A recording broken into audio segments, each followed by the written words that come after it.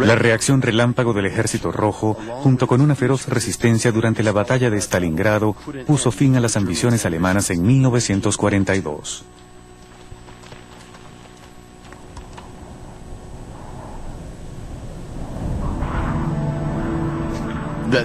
Ese mismo año, la ofensiva de Rommel en Egipto se detuvo repentinamente debido a la falta de combustible. Lo mismo ocurrió con los japoneses, quienes venían contando con el petróleo estadounidense. En 1941, Roosevelt decidió congelar el suministro de petróleo a Japón. Como dijo Churchill, al herir a Japón, este tendrá que enfrentar el dilema de aceptar los términos o entrar en guerra con Estados Unidos. Japón optó por la guerra y lanzó el ataque contra Pearl Harbor el 7 de diciembre de 1941. El objetivo de los estrategas japoneses era destruir la flota estadounidense y apoderarse de los campos petrolíferos de Indonesia. Este aplastante ataque obligó a Estados Unidos a unirse al conflicto, abriéndose así un tercer frente en el Océano Pacífico.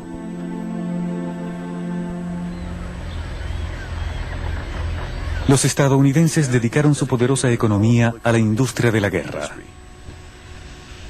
El petróleo fluía libremente. Grandes cantidades de barcos petroleros, buques de guerra y aviones iban y venían cruzando el Atlántico desde Estados Unidos hacia Inglaterra.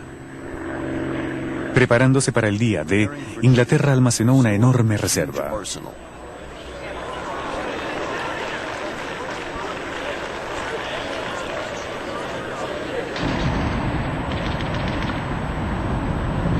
Cuando los aliados desembarcaron en Normandía en junio de 1944, la guerra industrial, iniciada en 1917, alcanzó su cima. Como nunca antes, la sangre y el petróleo inundaron las costas de Normandía.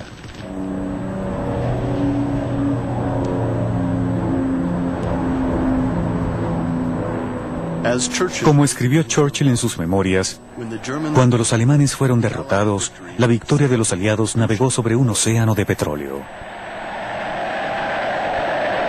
El fin de la Segunda Guerra Mundial marcó un momento crucial en la historia del petróleo que desde entonces se ha embarcado en una desenfrenada y malsana carrera. Terminada la guerra, hubo un esfuerzo extraordinario para reconstruir el país. Este esfuerzo consumía energía, pero fue seguido de una aceleración del crecimiento económico, y este crecimiento económico significó una vez más un aumento en el consumo de energía, particularmente de petróleo. El petróleo se convirtió en la fuente más importante de energía durante el período de posguerra, desplazando el carbón a un segundo plano. En aquel tiempo, la gente creyó que esa fuente de energía se consumiría tan rápidamente que nunca habría suficientes reservas para cumplir con la demanda. A partir de 1945, la recuperación económica de Europa y de Japón fue espectacular, a pesar de hallarse en un escenario de ruina y pobreza. Pero la importante ayuda de Estados Unidos a través del Plan Marshall, así como la voluntad de los gobiernos y los pueblos de olvidar los horrores de la guerra, hicieron realidad el milagro. En Francia este período fue apodado los Años Gloriosos. A pesar de la Guerra Fría, que amenazaba la paz en el mundo, el viejo continente europeo se convirtió en una sociedad de pleno empleo y consumo. Siguió el ejemplo de su amigo norteamericano, que impuso sus modelos y mitos en todo el planeta. Autos rústicos, jeans, jazz, el maní salado de las raciones diarias de los soldados, modelos bronceadas para la publicidad de lociones y bronceadores solares, y películas a color alejaban la tristeza y los temores de los años de ocupación. Los europeos también descubrieron las maravillas de los productos derivados del petróleo cuando los objetos plásticos invadieron los hogares de todo el mundo. El material sintético también fue otro milagro de la industria petroquímica que tuvo un éxito tremendo. Una vez que retornó la paz, ingeniosos diseñadores, frustrados por 4 años de escasez, transformaron los paracaídas del ejército estadounidense en blusas y trajes de verano, y el nylon se convirtió en el símbolo del modernismo.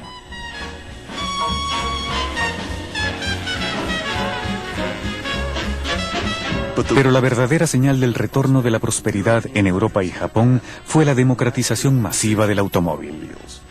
El consumo de combustible estalló y aumentó 4 veces en 20 años. Este fenómeno motivó a las grandes a buscar nuevos yacimientos petrolíferos en los países del hemisferio sur y especialmente en el Medio Oriente. Es entonces cuando estos países comienzan a despertar y a encontrar los medios de librarse del largo control occidental. Es el nacimiento del nacionalismo del petróleo.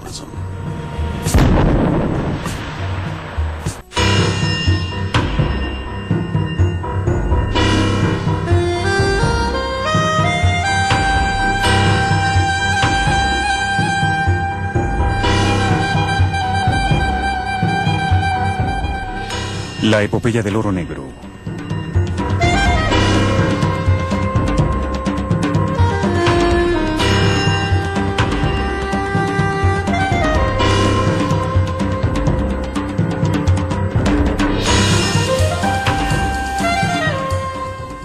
Apenas 100 años después del comienzo de la era del automóvil, los expertos advierten que el hombre ya ha quemado cerca de la mitad de las reservas mundiales de petróleo que le ha tomado a la naturaleza millones de años en producir.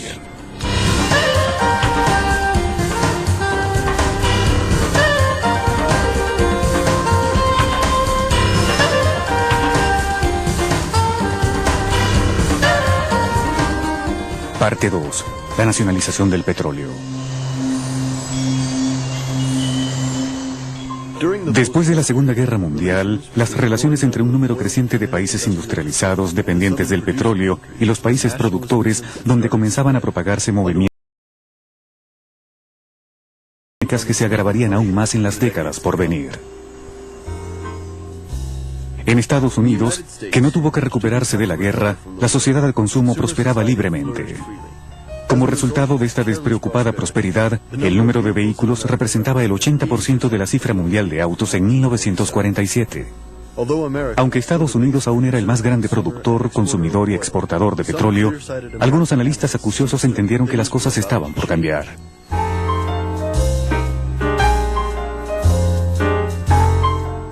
Se hizo evidente que la demanda de petróleo en el mundo superaba lo que Estados Unidos podía suministrar. Particularmente después de la Segunda Guerra Mundial, Europa reconstruyó su economía en torno al petróleo, igual que Japón. Y en ese mismo periodo el consumo estadounidense se disparó. Reconociendo esta demanda creciente y bajo la sencilla premisa de que existían yacimientos petrolíferos extranjeros más grandes y menos costosos de explotar, las compañías estadounidenses e inglesas intensificaron la búsqueda de nuevas fuentes de petróleo alrededor del mundo.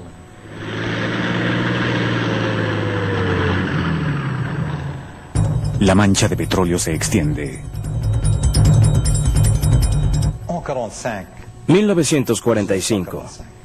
En 1945, el Departamento de Estado estadounidense elaboró un informe en relación con el petróleo y especialmente sobre el petróleo del Medio Oriente.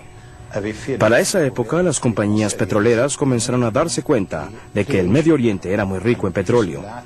Hasta aquel momento, solo Estados Unidos y Rusia habían sido los únicos grandes productores de crudo. Este informe del Departamento de Estado dice en sus conclusiones lo siguiente: el control sobre el petróleo del Medio Oriente ofrece una fuente prodigiosa de poder político y económico, textualmente. Y eso no ha cambiado desde entonces.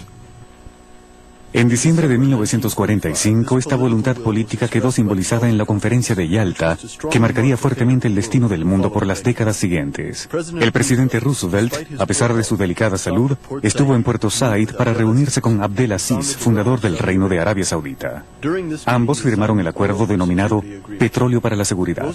Roosevelt le dijo a Abdel Aziz: ustedes nos garantizan un acceso privilegiado a su petróleo y, como contraprestación, nosotros les garantizamos protección contra ataques internos y externos. A esto se le conoció como el paraguas estadounidense.